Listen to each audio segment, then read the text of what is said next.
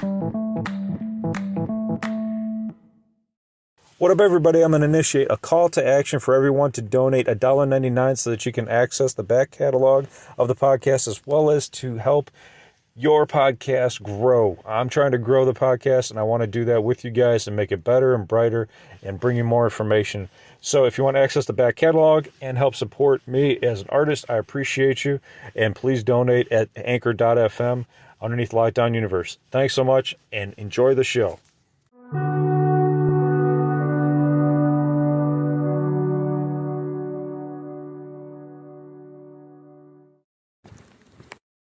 What up, what up, what up? Welcome back to Lockdown Universe, home of the bizarre, peculiar, and unheard of stories of UFO, legend, and paranormal lore. Welcome back, welcome back.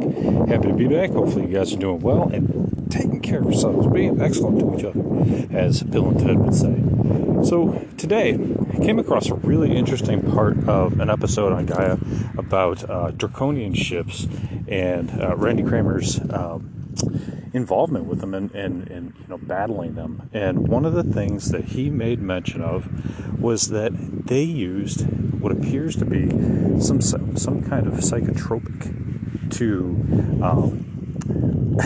instill fear into their enemies when the ship comes down. So what he stated was, when he was battling one of these draconian ships and they were dropping off soldiers onto the battlefield, they had this black mist, or like a translucent-y kind of blackish mist, that I can only imagine would resemble the second movie of the Chronicles of Riddick, where the ship comes down and it has this mist all around it. It was supposed to show that it was like an ethereal ship, not quite of our dimension, and they had this mist that instilled fear into the soldiers.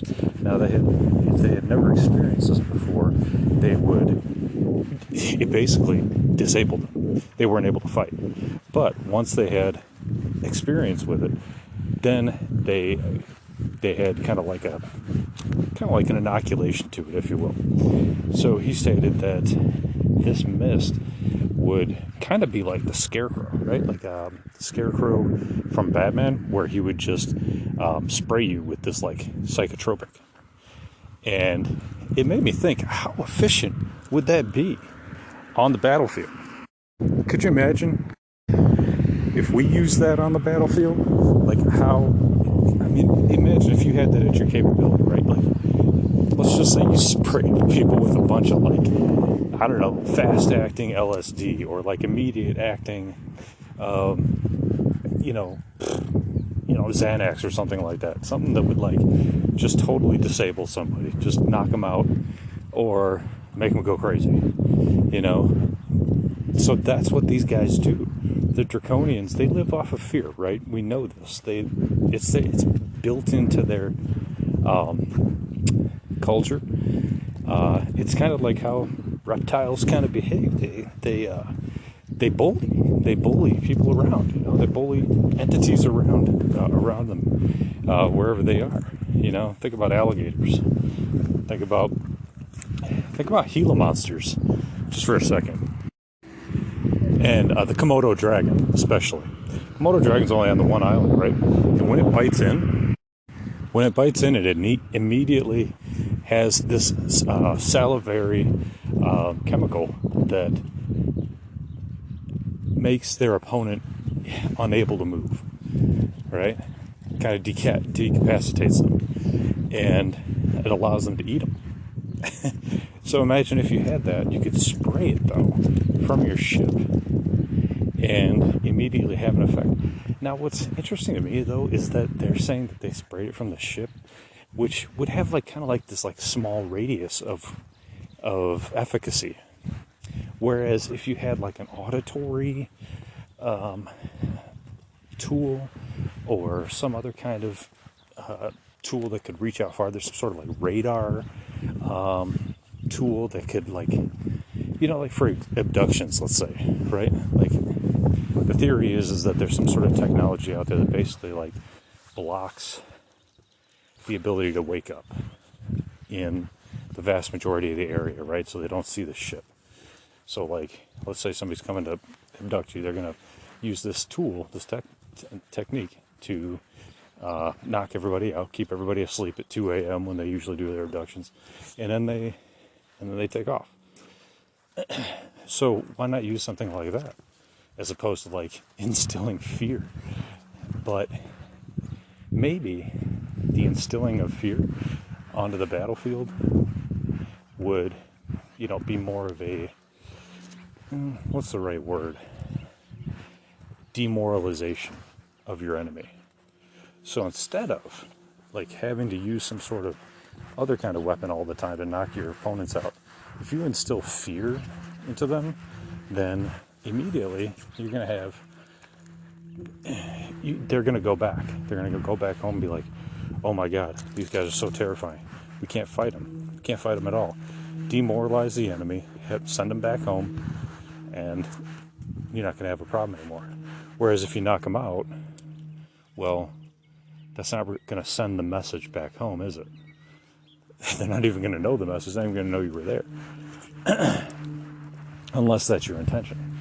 So I wanted to talk about this because I wanted to see what you guys thought. I wanted to see if you think it's an efficient weapon, if you think it's a real weapon, and whether or not you would use it on the battlefield, and whether or not it makes military sense. Given that we know that there are different kinds of techniques and different kinds of technology that they wouldn't really need to use this.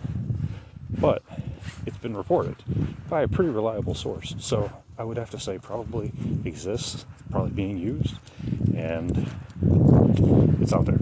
So let's say you know this.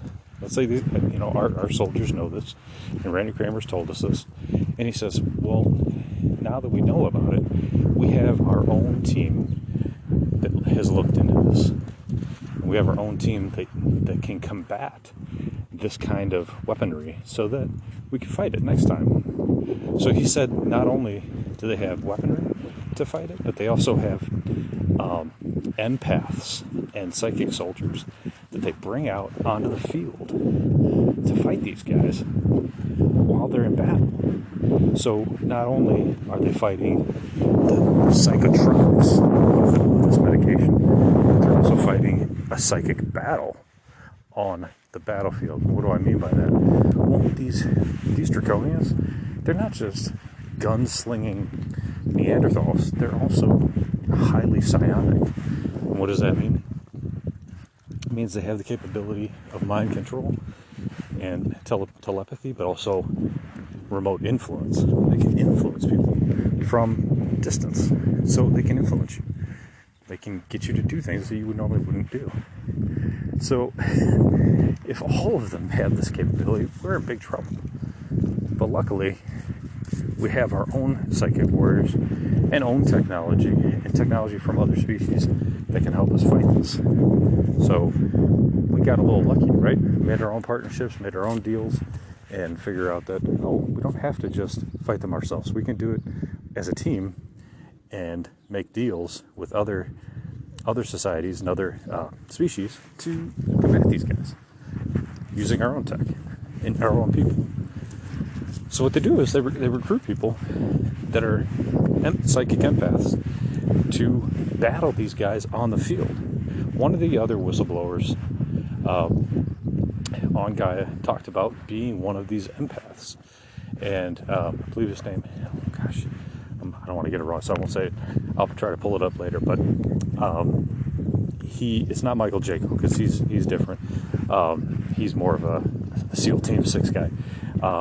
This other whistleblower, kind of a small guy, quiet guy, not like, some gung-ho gunslinger, but like pretty reserved. And what's really interesting is if you think about it, right? Like I'm a kind of an energetic guy. I'm kind of like a gung-ho guy, like, hey, let's go out and do this, let's go out and do that. But there's lots of guys that are more quiet, lots of guys that are more in tune with their own, emotional side and spiritual side, or I mean, I'm not into the spiritual side, but they can be softer emotionally. And when you have that, you can be be in tune with that. And so these guys, they can go out on the battlefield and they can feel things that might not be felt if it was just some gung-ho gunslingers out there. So they bring these guys out and they're capable of combating these like 14-foot tall reptilians. It's pretty impressive. So I think, when it comes to this, we have to look at our own technology and see what we can use that would be efficient in fighting a battle like this. I mean, it's not something you can really fight with guns. We have to have our own psychotronics and psychotropics. Basically that's mental health medication, right? Like things that affect your mind. So we already have a decent grasp, on this field. It's still got a long way to go. I mean, I've worked in it, so I know what it's like. But I think when it comes down to it, we have the capability of at least using what we have. Now, what's on the market is not what the government has, right? So clearly they're going to have a lot more available to them than we would. But I think that the opportunity is there for us to use some of the medications I talked about already. But it makes me think about like what other species are using out there, and what their end game is. When it comes to the Draconians, it seems like it's like 100% domination. You're going to do what we want, and that's it. There's no discussion. Now, Randy Kramer and a lot of other whistleblowers say that species like this, where it's my way or the highway, are in the 5%, luckily, that we've encountered. But when it comes to like that fear-based draconian, reptilian methodology, it just makes you think like, God, don't they have a soul? Don't they have, feelings? Don't they care about anybody else other than themselves? Well, according to them, according to the guys inside the secret space program, not really. They have it. It's very militarized. It's very, very much, the strong survive in that world. Now, does that go for all reptilians? No. But for these draconians, yes. So, when it comes to the weak, when it comes to the ones that aren't strong enough to survive, they don't care. They don't care. They'll kill them off. They'll eat them. They don't care. And that happens in our own animal kingdom too. It happens when lions come into another pride. Right? If there's any baby cubs from any other male, they'll just come in and eat them. They don't care. Especially males. They don't want any. They don't want any competition. So that's just what it is. Females might be a different story. Usually is. So what else? What else can we say about these draconians using this fear-based, psychotropics, if you will, and psychokinesis, or telekinesis? Not even telekinesis, kind of like psychokinesis almost, and more along the lines of remote influencing. It makes you be cognizant of your own spirit, your own soul. Like, this stuff happens on Earth too. We have our own spirits and our own energy and our own energy force, right? When you're going out amongst a competition, sports competition, fighting competitions, work competitions, competitions for a parking spot. We all have energy that we're putting out there, whether you realize it or not. And it doesn't have to be verbal, and it's always around you. It's always around you, physically, spiritually. It's a spiritual energy. And people feel it when you walk to the room. They don't have to even talk to you. It doesn't even have to be body language. People can just feel it, I don't know if you guys ever watched the show Dexter, but Sergeant Dokes would always say, mate, something's creepy about you. I don't know what it is, but I can just feel it. People can feel it, and that's the feeling of that energy. So when we go out into our everyday average worlds, just keep in mind the energy that you're putting out there is the energy that you're going to get back. So it's important. It's important, especially when it comes up to like these spiritual wars that we might have to face with some of these other species.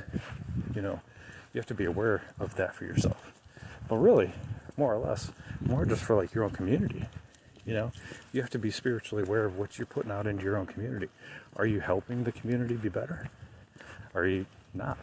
You know, are you, when you go out, are you bringing, you know, some happiness somewhere, or are you bringing around negativity? You know, even though we talk about some potentially fear-based, you know, ideas on this program, you know, I always go out with like a smile on my face, and I try to be happy with the people I engage with, and I try to bring forth the positivity. You know, I don't want to bring negativity. You know, especially as you get older, you just realize that, you know, you're not going to be around on the planet for forever.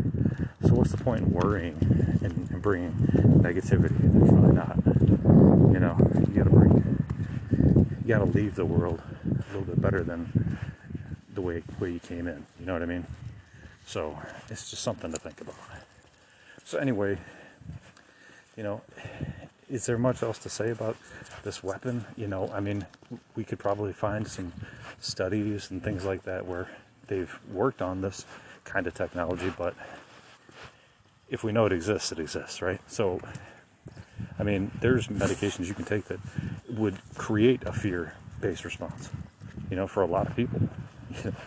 Shoot, I mean, just get a bad acid trip. You'll know what that's like. And that lasts for 12 hours. Shoot, listen to Joe Rogan. He'll tell you about some bad acid trips. If you listen to this podcast, chances are you probably heard of Joe Rogan's, and he has some good ones too. So, yeah, I mean, you know, take a look at it. Tell me what you think. Leave a comment in the comment section. Love to hear what you have to say. I wanted to talk about a couple other things, but I find this one really fascinating, and maybe I'll explore it a little bit more. But yeah, just wanted to bring it out to you guys, see what you thought. So I hope you're having a fantastic day, staying positive, staying healthy, staying strong. Keep your spirit strong, keep your body strong, keep your mind strong. If you can't keep your body strong, keep your spirit strong. It'll help your body grow. And you know, as always, you know, keep following your hobbies and your goals and your dreams. I feel like a lot of times, especially like right now, it's easy to just kind of like let go of your dreams, not follow them. But I think that this is the time period where we have to stay strong and stay positive. And there's a light at the end of the tunnel. We just got to get there. So anyway, guys, keep your eyes on the skies, question the universe, and take care of yourselves. Until next time, Lockdown Universe out.